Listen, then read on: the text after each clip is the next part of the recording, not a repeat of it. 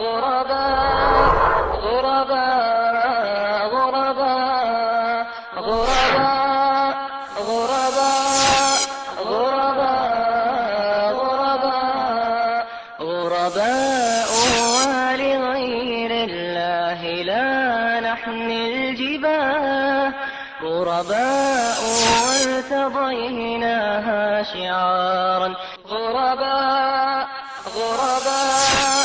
غرباء غرباء غرباء غرباء غرباء والصلاة والسلام على من لا نبي بعده اللهم صل على سيدنا ومولانا محمد وعلى آل سيدنا ومولانا محمد وبارك وسلم يا رب صل وسلم دائما أبدا على حبيبك خير الخلق كلهم أما بعد فأعوذ بالله من الشيطان الرجيم بسم الله الرحمن الرحيم واتقوا فتنة لا تصيبن الذين ظلموا منكم خاصة وقال النبي صلى الله عليه وسلم بادروا بالأعمال فتنا كقطع الليل المظلم يصبح الرجل مؤمنا ويمسي كافرا أو يمسي مؤمنا ويصبح كافرا يبيع دينه بعرض من الدنيا صدق الله العظيم وصدق رسوله النبي الكريم. جناب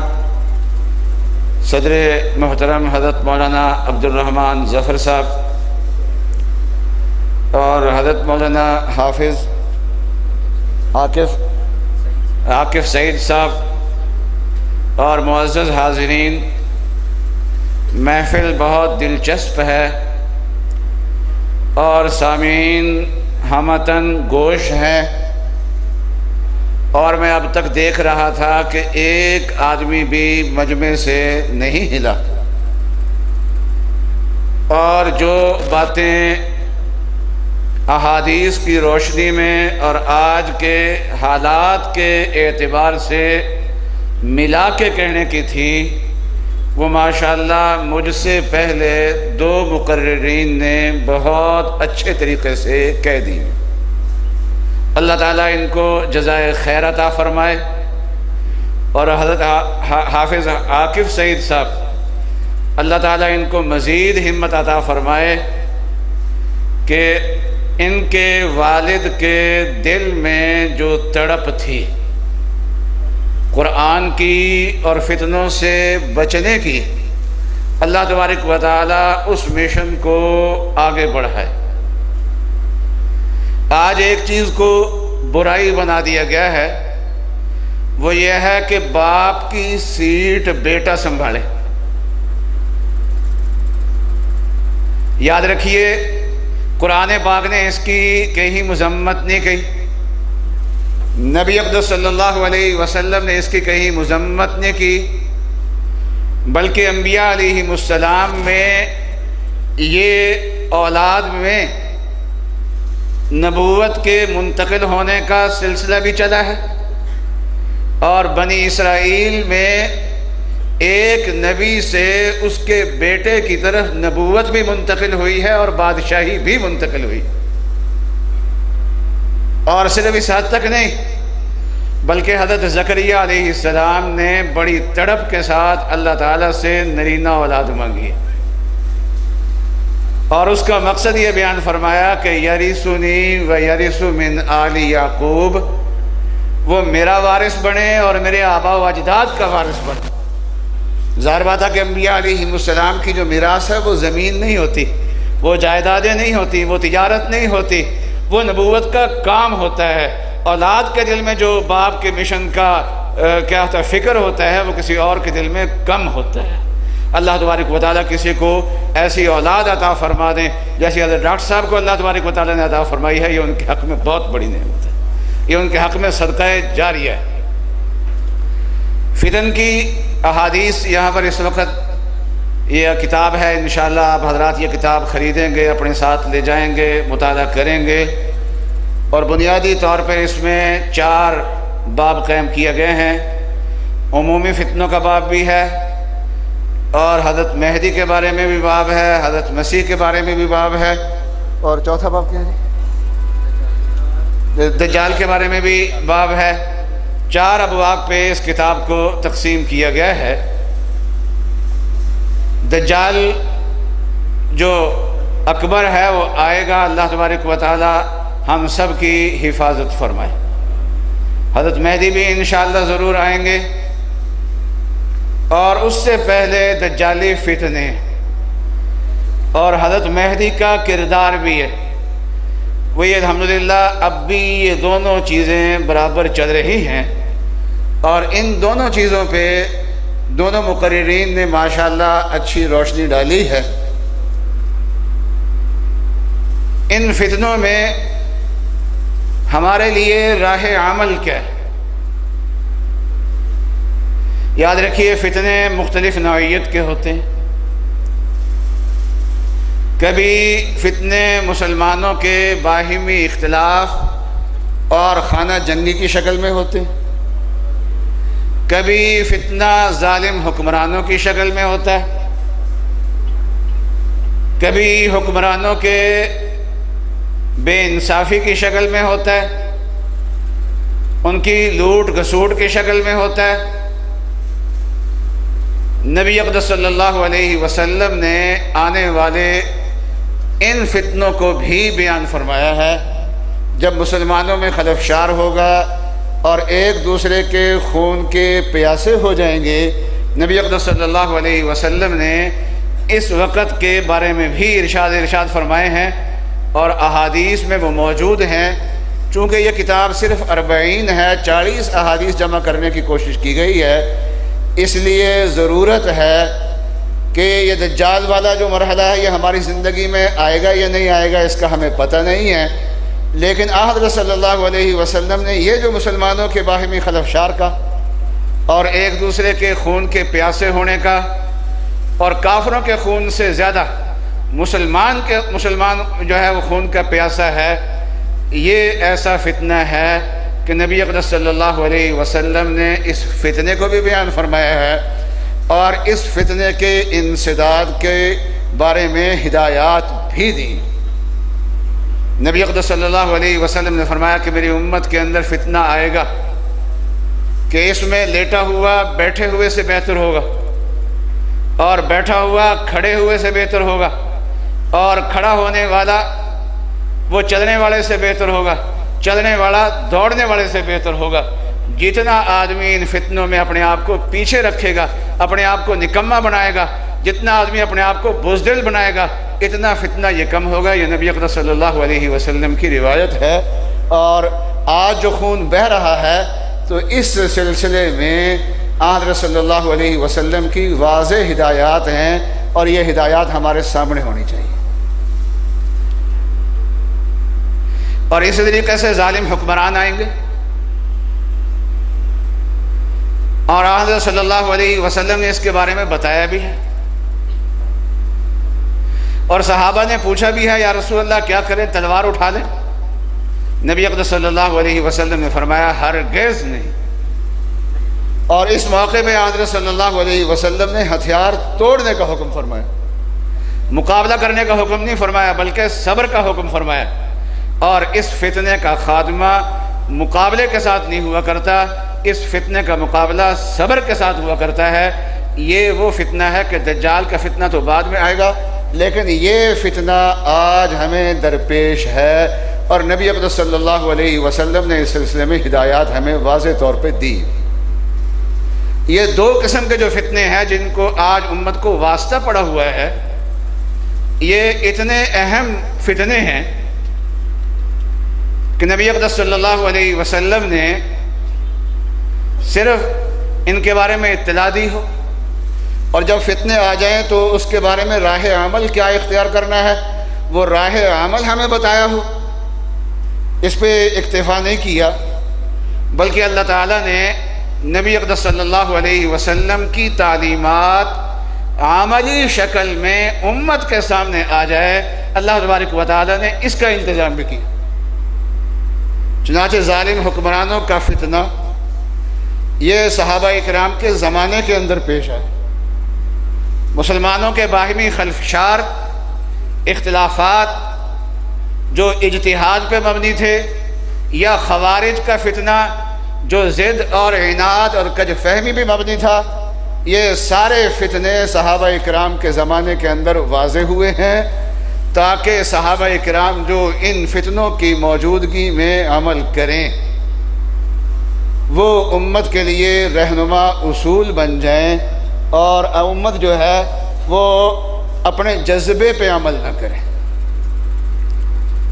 الحمدللہ ہمارے مدارس میں کتاب الجہاد بھی پڑھائی جاتی ہے۔ ہمارے افغانستان میں جو جہاد ہوا ہے اس میں پاکستان نے بھی حصہ لیا، اور پاکستان میں جہادی تنظیمیں بھی بڑھی ہیں، اور اس وقت کے جو عسکری ادارے تھے ان کی سرپرستی میں بنی ہے، اور ہم نے بھی ان میں دلچسپی لی ہے، چاہے عملاً لی یا قولاً لی یا دعا کے طور پہ لی، جیسے بھی لی، بہرحال ہمیں دلچسپی تھی، اس لیے کہ ہمارے حکمرانوں نے پالیسی بنائی تھی، اور جہاد میں پالیسی بنانا یہ ان کا کام ہوتا ہے، اور ہمارے عسکری اداروں نے تربیت دی تھی اور ان کو وہاں پر لگایا تھا، اور لیکن تنظیمیں جو تھیں وہ اپنے اپنے طور پہ تھی، اور کئی تنظیمیں تھیں اور ذوق کے اعتبار سے اختلاف بھی تھا، لیکن پرویز مشرف نے جب یو ٹرن لیا ہے اس سے پہلے تک ان تنظیموں میں کی وجہ سے ملک میں بم دھماکے نہیں ہوئے، خودکش حملے نہیں ہوئے۔ جو بعد میں جو چیزیں ہمارے سامنے آئی ہیں وہ ان تنظیموں کے فعال ہونے کے زمانے میں یہ چیزیں نہیں تھیں، اور جب ان تنظیموں پہ پابندی لگا دی گئی اور ناخواندہ نوجوانوں کو قیادت سے کاٹ دیا گیا، اب ظاہر بات ہے کہ جب یہ صورتحال پیدا ہو جائے تو پھر نوجوان یا خود فیصلے کیا کرتے ہیں یا ان کی رہنمائی کرنے کے لیے کوئی اور ہوا کرتا ہے۔ اس کے بعد یہ صورتحال پیدا ہوئی، کس نے کی، کون سا نوجوان تھا، ہمیں اس سلسلے میں علم نہیں ہے، تو یہ ہمارے ملک کے لیے، اندرون ملک کے لیے پریشانیاں کھڑی ہونی شروع ہو گئی ہیں۔ تو پہلے کیوں نہیں ہوئی جب تک ہماری تنظیمیں کالعدم نہیں ہوئی تھی؟ اس کی وجہ یہ تھی کہ اس کی سربراہی ہمارے علماء کرام کر رہے تھے، اور جو علماء کرام ان تنظیموں کے بڑے تھے وہ اس ملک کے جید علماء کرام کو اپنا سرپرست سمجھتے تھے، اور جو وہ ان کو رہنمائی دیتے تھے اس رہنمائی کو وہ اختیار کرتے تھے، اور ہمارے مدارس سے جو پڑھ کے نکلا ہے وہ صرف کتاب الجہاد پڑھ کے نہیں نکلتا، کتاب الجہاد کے ساتھ ساتھ کتاب الامارہ بھی پڑھتا ہے، اس میں یہ بتایا جاتا ہے کہ ظالم حکمران ہوں تو تم نے ان کا مقابلہ کرنا ہے یا ان کے مقابلے میں صبر کرنا ہے، اور ہمارے بزرگوں نے یہ بتایا ہے کہ اگر ان کے جو طرز عمل ہے اس کا توڑ کرنا ہے تو اس کا پرامن طریقہ کیا ہے، اس کی جدوجہد کا طریقہ کیا ہے۔ حضرت مدنی رحمۃ اللہ علیہ کی زندگی اس کے لیے نمونہ ہے، حضرت شیخ الہند کی زندگی اس کے لیے نمونہ ہے۔ ہمارے ان علماء کے سامنے نبی اقدس صلی اللہ علیہ وسلم کی کتاب الامارہ کی بھی احادیث تھی، اور ہمارے ان بزرگوں کا طرز عمل بھی تھا، اور اس کو لیا ہمارا ملک امن کا گہوارہ بنا رہا۔ جہاد صرف سرحد پار ہوتا تھا، اندر نہیں ہوتا تھا۔ ایک جگہ تو یہ میں بتا رہا ہوں، ان کو کتاب الامارہ کا بھی پتہ تھا، اور وہ کتاب الفتن بھی پڑھے ہوئے تھے ہمارے علماء کرام۔ کتاب الجہاد کے ساتھ ساتھ وہ جانتے تھے کہ کہاں فتنہ ہے وہاں ہم نے پیچھے ہٹنا ہے، فتنے کو بڑھانا نہیں ہے، اور کہاں جہاد ہے وہاں ہم نے پیش قدمی کرنی ہے۔ اس لیے پیش قدمی کرتے تھے تو کشمیر کے اندر جا کے کرتے تھے، پیش قدمی کرتے تھے تو افغانستان کے اندر جا کے کرتے تھے، اور الحمدللہ جب طالبان نے پورا افغانستان فتح کیا ہے اس میں آپ کے مدارس کے ان طلباء کا اور علماء کرام کا بہت بڑا دخل ہے امارت اسلامیہ قائم کرنے پہ۔ تو ایک پہلو رہتا تھا وہ یہ ہے کہ جو فتنے اب ہیں تو ان فتنوں کے بارے میں تو بہت واضح ہدایات بھی ہیں نبی اقدس صلی اللہ علیہ وسلم کی اور صحابہ اکرام کا طرز عمل بھی ہے۔ تو میں دعا دیتا ہوں حضرت مولانا محمد مسعود ظفر صاحب کو، جو انہوں نے کاوش کی ہے، بہت بہترین کاوش ہے، اور نبی اقدس صلی اللہ علیہ وسلم کے ایک ارشاد امت تک پہنچانا بڑی بات ہوتی ہے، اور پھر یہ ہے کہ زمانے کی ضرورت سمجھ کے پہنچانا، یہ تفقہ ہوتا ہے۔ تو اللہ تبارک و تعالیٰ نے ان سے محدثانہ کام بھی لیا ہے، حدیثیں آگے پہنچانے کا بھی، اور اللہ تعالیٰ نے ان کو سمجھ بوجھ بھی عطا فرمائی ہے کہ اس زمانے کی ضرورت کے مطابق ہے، اور چونکہ یہ ان کے کام کی ابتدا ہے اور انہوں نے آگے قدم اٹھانا ہے، تو میں نے موضوع میں تھوڑی سی وسعت کر دی ہے کہ شاید یہ آگے جو ہے وہ قدم اٹھائیں، تو اس موضوع کو آگے بڑھائیں۔ میں اسی پہ اپنی بات کو ختم کرتا ہوں۔ وآخر دعوانا ان الحمدللہ رب العالمین۔ آخری کلمات اور دعا کے لیے، چونکہ مجمع میں بہت علماء موجود ہیں، صلحاء موجود ہیں، بہت سارے میں چہرے دیکھ رہا ہوں، نیک اشخاص دیکھ رہا ہوں، اور بہت سے احباب ہیں، پروفیسر قاری طاہر صاحب موجود ہیں، مفتی سعید صاحب موجود ہیں، اور بہت سے رفقاء اور معاونین موجود ہیں۔ میاں ندیم صاحب تشریف لائے ہیں، سید ذکر اللہ حسنی صاحب تشریف لائے، مولانا طاہر ریحان عباسی صاحب تشریف لائے، مولانا آصف ریاض صاحب، تمام احباب بیٹھے ہوئے ہیں۔ میں نے جس شخصیت کا انتخاب کیا ہے وہ میرے والد محترم ہیں، 3 اعتبار سے۔ نمبر 1 کہ وہ میرے والد ہیں، میرا وجود ان کے وجود سے ہے۔ نمبر 2 وہ میرے استاد ہیں، اس طرف ترغیب دینا، احادیث سے جو ہے ان سے جو تعلیم لینا، جہاں بات سمجھ نہ آئے ان سے پوچھ لینا، یہ میں نے انہی سے سیکھا ہے۔ وہ میرے والد ہونے کے ساتھ میرے استاد بھی ہیں اس اعتبار سے بھی، اور تیسرا اس اعتبار سے بھی کہ عمر کے لحاظ سے وہ ان علماء سے جو موجود ہیں وہ چونکہ بڑے ہیں، اس اعتبار سے بھی میں نے ان کا انتخاب کیا ہے۔ ان کی صحت کے لیے دعا فرمائیے، اللہ ان کو صحت کاملہ عاجلہ نصیب فرمائے، اور ان کے علم و عمل میں ایمان میں برکتیں نصیب فرمائے۔ مجھے انتہائی حوصلہ ہے کہ اساتذہ کی مجلس میں میرے والد اور میرے استاذ موجود ہیں، اور ان کی شاباش سے اور ان کی حوصلہ افزائی سے جو ہے وہ میں چند کلمات اور یا چند باتیں لکھ پاتا ہوں۔ اللہ تبارک و تعالی جو ہے وہ ان تمام علماء اور صلحاء کی زندگیوں میں برکتیں عطا فرمائے۔ آخر میں اختتامی کلمات اور دعا کے لیے میں التماس کروں گا اپنے والد محترم جناب مفتی عبدالرحمن ظفر صاحب مدد ذلہ کو تشریف لائیں، چند اختتامی کلمات اور دعا ارشاد۔ نحمدہ و نصلی علی رسول الکریم۔ آج سے کچھ سانس کا اٹیک ہے، میں زیادہ کچھ عرض کرنے سے معذور ہوں، اور مجھ سے پیشتر بڑی بڑی شخصیات نے اس سلسلے میں آپ کے سامنے بہت بڑا پروگرام بڑی ترتیب کے ساتھ پیش کیا ہے۔ بالخصوص حضرت حافظ صاحب، ہمارے مخدوم حضرت مفتی صاحب دامت برکاتہم میں، اس وقت گویا یوں سمجھیے کہ نہ گنجائش ہے اور نہ ضرورت ہے۔ طبعاً میں معذور ہوں، سانس کا مسئلہ ایسا ہے کہ بات کرنا مشکل ہوتا ہے، اور ضرورت بھی نہیں رہی۔ اللہ کریم آپ کو ان تمام باتوں کے فہم اور ادراک عطا فرمائے، اور آپ ہمارے عزیز مکرم مولانا محمد مسعود ظفر صاحب سلسلے میں ان کی حوصلہ افزائی ہو۔ بہت کاوش کی ہے اور ایک ایسا موضوع تلاش کیا ہے جس کی اس زمانہ میں بہت بڑی ضرورت تھی۔ اللہم صلی علی محمد وعلی آل محمد وبارک وسلم۔ ربنا تقبل منا انک انت السمیع العلیم وتب علینا انک انت التواب الرحیم۔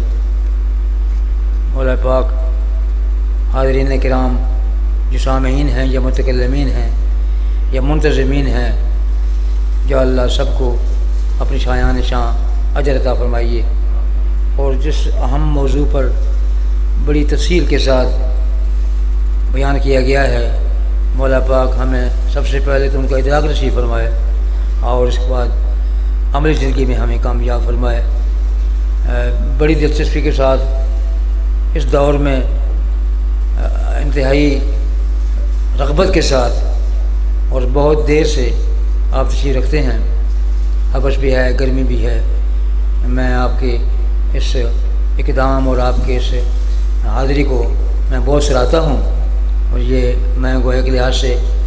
آپ کا مہمان نواز بھی ہوں اپنے بچے کے اعتبار سے۔ حق تعالیٰ آپ کو ساتھ نصیب فرمائے، اور جو کچھ کہا گیا ہے اس بارے میں جو ہماری کوتاہی ہو چکی ہے اب تک، اس کو معاف فرمائے اور آئندہ کے لیے ہمیں توفیق عطا فرمائے۔ ربنا تقبل منا انک انت السمیع العلیم وتب علینا انک انت التواب الرحیم۔ صلی اللہ تعالی علی حبیبہ محمد وآلہ وصحبہ اجمعین۔ غرباء غرباء غرباء غرباء غرباء غرباء غرباء غرباء ولغير الله لا نحمل الجباه، غرباء وارتضيناها شعارا، غرباء غرباء غرباء